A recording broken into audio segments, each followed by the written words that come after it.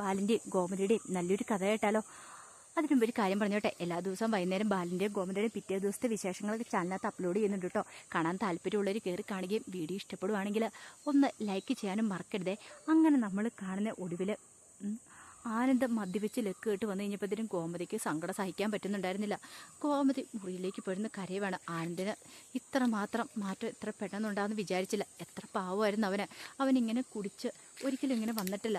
ഇതിനു മുമ്പ് അവനെ ഇത്ര തകർന്ന രീതി കണ്ടിട്ടില്ല. ദേവിമോളുടെ മനസ്സിൽ ഒരു കാരണവശാലും വേദനയും വിഷമമൊന്നും കൊടുക്കലെന്ന് ഡോക്ടർ പ്രത്യേകം പറഞ്ഞിട്ടുണ്ട്. പക്ഷേ ആനന്ദ് ഇങ്ങനെ തുടങ്ങിയിട്ടുണ്ട്. എന്ത് ചെയ്യും? അവൻ്റെ സങ്കടം കാരണമെന്നറിയാം. പക്ഷേ എന്നാലും അവൻ ഇങ്ങനെ മുന്നോട്ട് പോയിട്ടുണ്ടെങ്കിൽ അവരുടെ ജീവിതം തന്നെ തകർന്നു പോകുന്നുള്ള കാര്യം ഗോമതിക്ക് മനസ്സിലായി. അപ്പോഴാണ് ബാലൻ അങ്ങോട്ടേക്ക് വരുന്നത്. ബാലൻ വന്നു കഴിഞ്ഞപ്പോഴത്തേനും ഗോമതി തൻ്റെ സങ്കടങ്ങളൊക്കെ പറഞ്ഞ് ബാലൻ്റെ നെഞ്ചിലേക്ക് വീണ് പൊട്ടിക്കരയുവാണ്. ബാലൻ പറഞ്ഞു, എല്ലാത്തിനും കാരണം ആരാന്ന് നിനക്കറിയാലോ. നമ്മുടെ മോള് കാരണമല്ലേ. നമുക്ക് എന്ത് ചെയ്യാൻ പറ്റും? ഒരാൾ കാരണം, ഒരു മകള് കാരണം ഒരു മകൻ്റെ ജീവിതം നശിച്ചെന്ന അവസ്ഥയായി എന്ന് പറഞ്ഞു. ഗോമതി പറഞ്ഞു, എന്ത് ചെയ്യാൻ പറ്റും ബാലേട്ട, എനിക്കറിയില്ല. ബാലേട്ടൻ അവനെ ഒന്ന് ഉപദേശിക്കണം. നാളെ നേരം വെളുത്ത് കഴിയുമ്പോൾ ഇപ്പോഴവനോട് സംസാരിച്ചിട്ടും കാര്യമില്ല. അവനെക്കുറിച്ച് മാത്രമേ ഇപ്പോൾ ചിന്തിക്കുന്നുള്ളൂ. ദേവിമോളുടെ അവസ്ഥയെക്കുറിച്ച് പോലും ചിന്തിക്കുന്നില്ല. അവനേക്കാളും ഇരട്ടി സങ്കടം കണ്ട് അവൾക്കല്ലേ. ഒന്ന് ആലോചിച്ച് നോക്കിയേ, സ്വന്തം കുഞ്ഞിനെ നഷ്ടപ്പെട്ട് കഴിയുമ്പോൾ ഒരു അമ്മയ്ക്കുണ്ടാകുന്ന വേദന എന്താന്ന്. എന്നിട്ട് ദേവിമോള് പോലും അതൊക്കെ സഹിച്ച് ക്ഷമിച്ച് മുന്നോട്ട് പോകുന്നുണ്ട്. പക്ഷേ അവൻ എപ്പോഴും ദേവിമോളെ കുറ്റപ്പെടുത്തിക്കൊണ്ടിരിക്കുക. ദേവിക്ക് വേണമെങ്കിൽ സത്യങ്ങളൊക്കെ തുറന്നു പറയാം. പക്ഷെ അത് പറഞ്ഞു കഴിഞ്ഞിട്ടുണ്ടെങ്കിൽ ആനന്ദിൻ്റെ പിന്നത്തെ ജീവിതത്തെക്കുറിച്ച് ഓർത്തിട്ട് ആനന്ദ് വെറുതെ ഇരിക്കില്ലെന്നറിയാലോ. അതൊക്കെ ഓർത്തിട്ട് മാത്രം നമ്മളൊക്കെ പറഞ്ഞുകൊണ്ട് മാത്രം ദേവിമോൾ സത്യങ്ങളൊക്കെ തുറന്നു പറയാത്തെ. അത് മാത്രമല്ല ബാലേട്ട, ഇനിയും ഉദയഭാൻ സാറിനോടും ശ്രീകലയോടൊക്കെ സത്യങ്ങൾ വിളിച്ചു പറയണ്ടേ ദേവിയുടെ അവസ്ഥയെക്കുറിച്ച്. നമുക്കിത് മൂടി വെക്കാൻ പറ്റുന്ന കാര്യമാണെന്ന് ചോദിച്ചു. അത് കേട്ടപ്പോൾ ബാലൻ പറഞ്ഞു, എങ്ങനെ പറയണമെന്ന് എനിക്കറിയില്ല. ഇതൊക്കെ അറിഞ്ഞു കഴിഞ്ഞിട്ടുണ്ടെങ്കിൽ അവരെങ്ങനെയായിരിക്കും പ്രതികരിക്കുന്നത്? നമ്മുടെ വീട്ടിൽ നടന്ന സംഭവങ്ങൾ. അപ്പോൾ ഉദയഭാൻ സാറൊക്കെ ഒരിക്കലും ക്ഷമിക്കുമെന്നും തോന്നില്ല എന്ന് പറഞ്ഞു. കോമതി പറഞ്ഞു, പറയാതിരിക്കാൻ പറ്റുമോ ബാലേട്ട? എപ്പോഴാണെങ്കിലും നമ്മൾ പറഞ്ഞേ മതിയാവുള്ളൂ. പക്ഷേ ഇത് അറിഞ്ഞു കഴിയുമ്പം അവരുടെ കാര്യം ഓർത്തിട്ട് എനിക്കാണ് സങ്കടം സഹിക്കാൻ പറ്റുന്നില്ലെന്ന് പറഞ്ഞു.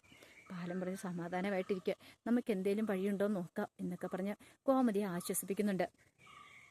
ആ സമയത്ത് മുറിയിലേക്ക് വന്നിട്ട് മീനാക്ഷി ആകാശിനോട് പറഞ്ഞു, ആകാശേ, ഇനി അനുവിനോട് ദേഷ്യപ്പെടാനോ അല്ലെങ്കിൽ വഴക്കു പറയാനൊന്നും പോകരുതെന്ന് പറഞ്ഞു. ആകാശ് പറഞ്ഞു, നിനക്കിതൊക്കെ പറയാം മീനു. ഞങ്ങൾ അവളെ എങ്ങനെയാണ് സ്നേഹിച്ചതെന്ന് നിനക്കറിയാലോ. ഞങ്ങൾ 3 ആങ്ങളമാരുടെ ഒറ്റ പെങ്ങളായിരുന്നല്ലോ അവൾ അത്ര സ്നേഹത്തോടും കരുതലോടും കൂടിയാണ് ഞങ്ങൾ സ്നേഹിച്ചുകൊണ്ടിരുന്നത്. എന്നിട്ടാണ് അവൾ ഞങ്ങൾക്ക് ഈ പണി തന്നേന്ന് പറഞ്ഞു. സാരമില്ല ആകാശേ, പോട്ടെ, അവൾക്കൊരബദ്ധം പറ്റിയതല്ലേ, അത്ര മാത്രം ചിന്തിച്ചാൽ മതി. അതിൽ കൂടുതലൊന്നും വിചാരിക്കില്ല. പിന്നെ ഇന്ന് അവൾ കാണിച്ചെന്താണെന്നറിയോ?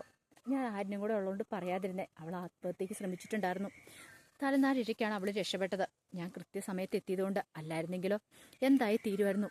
അത് കേട്ടുകഴിഞ്ഞപ്പം ആകാശ് പറഞ്ഞു, അല്ല അത് പിന്നെ ഒന്നും പറയണ്ട. ഇനിയിപ്പോൾ അതിനെക്കുറിച്ച് അവളോടൊന്നും ചോദിക്കുകയോ പറയുകയോ ഒന്നും ചെയ്യണ്ട. ശരിക്കും അവൾ നിരപരാധിയാണ്. അവൾ ഇന്ന് ഒഴിവാനായിട്ട് ശ്രമിച്ച. പക്ഷെ അലോക് അവൻ മനഃപൂർവ്വം ചതിക്കുമായിരുന്നു അവളത് പിന്നീടാണ് മനസ്സിലാക്കിയെന്ന് പറഞ്ഞു.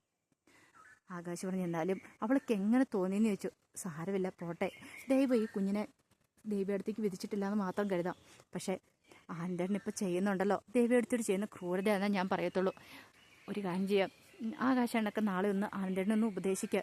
ദേവിയടുത്തൊരു അവസ്ഥ എന്താ മനസ്സിലാക്കാത്തെ? പാവം, ആരുടെ ഒന്നും പറയാതെ വിങ്ങിപ്പൊട്ടി ഇന്ന് കരയുക. എങ്ങനെ ആശ്വസിപ്പിക്കണമെന്ന് പോലും ചില സമയത്ത് എനിക്ക് മനസ്സിലാകുന്നില്ല എന്ന് പറഞ്ഞു. അങ്ങനെ അന്നത്തെ രാത്രി അങ്ങോട്ട് കഴിഞ്ഞു. പിറ്റേ ദിവസമായി കഴിഞ്ഞപ്പോൾ ആനന്ദ് രാവിലെ എഴുന്നേറ്റിഞ്ഞപ്പം തലയ്ക്കൊക്കെ വല്ലാത്തൊരു ഭാരം. രാത്രി മദ്യപിച്ചതിൻ്റെ ആ ലക്ക് ഘടകം വിട്ടിട്ടുണ്ടായിരുന്നില്ല. വല്ലാത്തൊരവസ്ഥയായിരുന്നു. അങ്ങനെ കുറേ സമയം ഇങ്ങനെ കണ്ണു തുറന്ന് കിടക്കുകയാണ്. അപ്പോഴേക്കും ഗോമതി അങ്ങോട്ട് വന്നു. ഗോമതി വന്ന് ആനന്ദിനെ വിളിക്കുകയാണ്. എടാ ആനന്ദ് എഴുന്നേക്കാനും പറഞ്ഞിട്ടുണ്ട്. ആനന്ദ് നോക്കി കഴിഞ്ഞപ്പം പിന്നീട് ഗോമതി പറഞ്ഞ്, ഭായ എഴുന്നേറ്റ് വാ, നിന്നെ ഭാരമായിട്ടും വിളിക്കുന്നുണ്ടെന്ന് പറഞ്ഞു. ആനന്ദിന് മനസ്സിലായി മിക്കവാറും ഇതിനെക്കുറിച്ച് എന്തെങ്കിലുമൊക്കെ പറയാനായിരിക്കും. പിന്നീട് കുറച്ച് കഴിഞ്ഞപ്പോഴത്തേനും ആനന്ദ് അങ്ങോട്ട് ചെന്നു. ബാലൻ അവനെ വിളിച്ചുകൊണ്ട് മുറ്റത്തേക്ക് ഇറങ്ങുവാണ്. മുറ്റത്തേക്ക് ഇറങ്ങിയിട്ട് ബാലൻ ചോദിച്ചു, എന്താടാ നീ എന്തൊക്കെയായി കാണിക്കുന്നേ? നിന്നെ ഇന്ന് വരെ ഞാനിങ്ങനെ കണ്ടിട്ടില്ല. അത് പിന്നെ അച്ഛാ, ഞാൻ വേണ്ട, നീ കൂടുതലൊന്നും പറയണ്ട. വിഷമം എല്ലാവർക്കും ഉണ്ട്, സങ്കടം എല്ലാവർക്കും ഉണ്ട്, നിനക്കും എനിക്കും ഒക്കെ ഉണ്ട്. നീ ദേവിമോളെക്കുറിച്ച് ഓർത്തോ? ഒരു നിമിഷമെങ്കിലും അവളെക്കുറിച്ച് ചിന്തിച്ചിട്ടുണ്ടോ? അവളുടെ അവസ്ഥ എന്തായിരിക്കുന്നു? അവളൊരു അമ്മയല്ലേടാ. ഇത്രയും കാലം കാത്തിരുന്നല്ലേ സ്വന്തം കുഞ്ഞിന് വേണ്ടിയിട്ട്. ഇത്ര നാളും ഉദരത്തിൽ ചുമന്നുകൊണ്ടിരുന്നല്ലേ. അപ്പം അവളുടെ വേദന എന്താ നീ മനസ്സിലാക്കാത്തേ?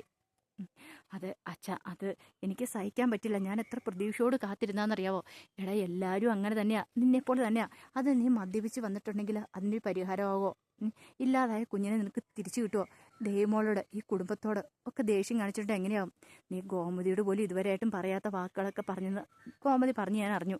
അതൊന്നും ഒരിക്കലും പറയാൻ പാടില്ലായിരുന്നു. നിനക്കറിയാലോ നിന്റെ അമ്മ നിങ്ങളൊക്കെ എങ്ങനെയാണ് സ്നേഹിക്കണേന്ന്. ആ സമയത്ത് നീ ഇങ്ങനെയൊക്കെ പറഞ്ഞിട്ടുണ്ടെങ്കിൽ. അത് കേട്ട് കഴിഞ്ഞപ്പം ആനന്ദ് പറഞ്ഞു, സോറി അച്ഛാ, എനിക്ക് സഹിക്കാൻ പറ്റാത്തതുകൊണ്ടാ. എനിക്കറിയാം നിന്റെ വിഷമം എന്താന്ന്. എടാ, അധികം വൈകാതെ നിനക്ക് ഇനിയും കുഞ്ഞുങ്ങളൊക്കെ ഉണ്ടാവും. ആ സമയത്ത് നീ ഇതൊക്കെ പൊറുക്കും അത് ആ സമയത്ത് നിന്റെ വിഷമങ്ങളും കാര്യങ്ങളും എല്ലാം നിനക്ക് മാറുമെന്ന് പറഞ്ഞു. പക്ഷെ അതുവരെ നീ ഇനി പ്രശ്നങ്ങളൊന്നും ഉണ്ടാക്കരുതെന്ന് പറഞ്ഞു. എനിക്ക് വാക്ക് വരാൻ പറഞ്ഞു. അതച്ഛാ, ഞാൻ പിന്നെ ഇനി മദ്യപിക്കരുത്. അറിയാലോ, മദ്യപിച്ച് ലക്ക് ഇട്ട് വരല്ലേ. നിന്നെ എങ്ങനെ കാണാനായിട്ട് ഞാനും ഗോമതിയോ ഈ കുടുംബത്തിൽ ആരും ആഗ്രഹിക്കുന്നില്ലടാ. പഴയതുപോലെ തന്നെ നീയും ദേവി ഒരുമിച്ച് നല്ലൊരു ജീവിതം ഉണ്ടായിരിക്കണം. ഈ കുടുംബത്തിൽ സന്തോഷം ഉണ്ടായിരിക്കണം. ഈ കുടുംബത്തിലൊന്നും സംഭവിച്ചിട്ടില്ലെന്ന് കരുതി മുന്നോട്ട് പോകണം. പിന്നെ അതോടൊപ്പം തന്നെ ശ്രീദേവിയുടെ വീട്ടുകാർ ഇത് അറിഞ്ഞു കഴിയുമ്പോൾ അവരുടെ അവസ്ഥ നീ മനസ്സിലാക്കിയിട്ടുണ്ടോ? അത് കേട്ടപ്പോൾ അവൻ്റെ ദേഷ്യം വരുന്നേ. ശ്രീദേവിയുടെ വീട്ടുകാർ അവർ ചെയ്ത ചതി എന്താണെന്ന് തനിക്കറിയാം. അപ്പോഴേക്കും ആനന്ദ് ചോദിച്ചു എന്താ, അപ്പോഴേക്കും ബാലൻ ചോദിച്ചു എന്താടാ നീ ഒന്നും മിണ്ടാത്തേന്ന് ചോദിച്ചു. ഒന്നുമില്ല അച്ഛാ, എടാ അവരോട് കാര്യങ്ങളൊക്കെ തുറന്നു പറയണം. പക്ഷെ ഇതുവരെയായിട്ടും പറഞ്ഞിട്ടില്ല. അവരറിഞ്ഞു കഴിയുമ്പോൾ എങ്ങനെയായിരിക്കും എന്നോർത്ത് എനിക്കും ഗോമതിക്കും ഒക്കെ ടെൻഷനുണ്ട്. അതൊന്നും സാരമില്ല അച്ഛാന്ന് പറഞ്ഞു. സാരമില്ലെന്നോ? നിനക്ക് എങ്ങനെ നിസ്സാരമായിട്ട് പറയാൻ കഴിഞ്ഞു? നിങ്ങളെപ്പോലെ തന്നെയല്ലേ അവർക്കും വിഷമം ഉണ്ടാവില്ലെന്ന് ചോദിച്ചു. പേരക്കുഞ്ഞിനെ താലോലിക്കാനായിട്ട് അവരും കാത്തിരിക്കുന്നല്ലേന്ന് ചോദിച്ചു. അങ്ങനെ കുറേ ഉപദേശങ്ങളും കാര്യങ്ങളും കൊടുക്കുന്നുണ്ട്. പിന്നീട് ബാലൻ കടയിലേക്ക് പോകുന്നേ. ഈ സമയത്ത് ധർമ്മനെ വിളിച്ചുകൊണ്ട് പോയി ആര്യനും ആകാശവും ഒക്കെ കാര്യങ്ങൾ പറയുന്നുണ്ട്. അലോക് കാരണമാണ് ഈ പ്രശ്നങ്ങളൊക്കെ സംഭവിച്ചെന്ന്. അത് കേട്ട് കഴിഞ്ഞപ്പോൾ ധർമ്മം പറഞ്ഞു, ഞാനങ്ങ് ചെല്ലട്ടെ, ഞാൻ അവനെ വെച്ചേക്കില്ലെന്നൊക്കെ പറഞ്ഞ് പോകാൻ തുടങ്ങിയപ്പോഴത്തേനും ആര്യനും ആകാശവും ഒക്കെ തടഞ്ഞു. പിന്നീട് കാര്യങ്ങൾ പറയാണ്, വേണ്ട മാമ, ഇപ്പം നമ്മൾ പോയൊരു പ്രശ്നം ഉണ്ടാക്കണ്ട. പ്രശ്നം ഉണ്ടാക്കിയിട്ടുണ്ടെങ്കിൽ അത് അനുവിൻ്റെ ജീവിതത്തെ കൂടെ ബാധിക്കുന്നതാണ്. അല്ലെങ്കിൽ പണ്ടേ അവനെ വെട്ടിക്കൊന്നേരം ഞങ്ങൾ ഇറങ്ങിയതാ വാക്കത്തിയായിട്ട്. എന്ത് ചെയ്യാൻ പറ്റും?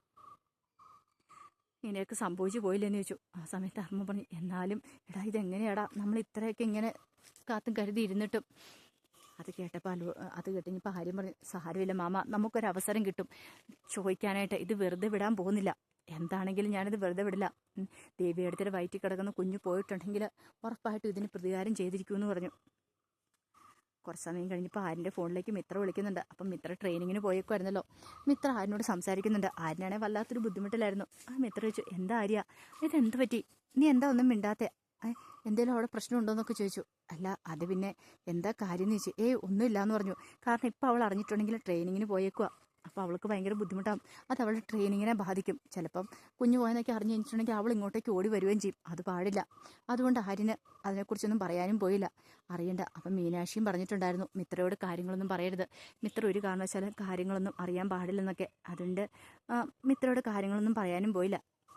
പിന്നീട് ബാലൻ കടയിലേക്ക് ചെന്ന് കഴിഞ്ഞപ്പോഴത്തേനും രാമായണനുണ്ടായിരുന്നു കടയിൽ. ബാലനോട് ചോദിച്ചു, എന്താടാ ബാല, നിന്റെ മുഖമൊക്കെ എന്താ വല്ലായിരിക്കണേ? നീ രാത്രിയിൽ ഉറങ്ങിയൊന്നുമില്ലെന്ന് ചോദിച്ചു. ഒന്നുമില്ല രാമേട്ട. എടാ എന്തൊക്കെയാ നടന്നേ? കുഞ്ഞു പോയതുകൊണ്ടാണോ? അതുകൊണ്ടാണോ നീ ഇത്ര ടെൻഷൻ അടിക്കണം എന്നൊക്കെ ചോദിച്ചു. ഒടുവിൽ രാമേട്ടനെ കെട്ടിപ്പിടിച്ച് ബാലൻ കരയാണ്. ഇത്ര സമയം മനസ്സിലുണ്ടായിരുന്ന കുറേ വിഷമങ്ങളും വേദനകളും. രാമേട്ടൻ പണ്ടേ മുതലുള്ള കൂട്ടുകാരനാണല്ലോ. എന്ത് വിഷമങ്ങളും രാമേട്ടനോട് തുറന്നു പറയുന്ന. ഒടുവിലാണ് അലോകിനെ കുറിച്ചും അനുസരിയെ കുറിച്ചെല്ലാം പറയണേ. അതെല്ലാം കേട്ടിഞ്ഞപ്പോൾ രാമേട്ടൻ ചോദിച്ചു, എന്തൊക്കെയാണ് ഈ കേൾക്കണേന്ന് ചോദിച്ചു. അത് രാമേട്ട, ഇനി എന്ത് ചെയ്യണമെന്ന് പോലും എനിക്കറിയത്തില്ല. അത് കേട്ടപ്പോൾ രാമേട്ടൻ പറഞ്ഞു, എടാ വിഷമിക്കുകയൊന്നും വേണ്ട. അനുവിനൊരു അബദ്ധം പറ്റിയതാ. അത് അവളായിട്ട് തിരുത്തിയില്ലോ. ഇനിയിപ്പോൾ അതിനെക്കുറിച്ച് ചോദ്യം പറിച്ചിട്ടൊന്നും വേണ്ട. അവൾ ഇനി എന്തെങ്കിലും കടുകൈ ചെയ്തിട്ടുണ്ടെങ്കിൽ നിനക്ക് സങ്കടം ആവത്തില്ലേ എന്നൊക്കെ ചോദിച്ചു. അത് കേട്ടപ്പോൾ ബാലൻ പറഞ്ഞു, എന്തിനാ രാമേട്ട, ഞാൻ ജീവിച്ചിരിക്കണമെന്ന് പോലും എനിക്ക് തോന്നിപ്പോയി. അത്രയ്ക്ക് സങ്കടമായിപ്പോയി. മക്കളെ അത്രയധികം സ്നേഹിച്ച് വളർത്തിയിട്ട് ഒടുവിൽ നമുക്കിട്ട് പണി തന്നു കഴിയുമ്പം നമുക്ക് സഹിക്കാൻ പറ്റുന്നതിനപ്പുറമാണെന്നൊക്കെ പറഞ്ഞ് ബാലൻ കരയുവാണ്. അപ്പോൾ അതിൻ്റെ വിശേഷങ്ങളൊക്കെ നമ്മൾ കാണുന്നത്. ആ വിശേഷങ്ങൾക്കായി നമുക്ക് എല്ലാവർക്കും കാത്തിരിക്കാം കേട്ടോ. ഒരിക്കൽ കൂടി എല്ലാവർക്കും ശുഭരാത്രി നേർന്നുകൊണ്ട് നിർത്തുന്നു. നന്ദി.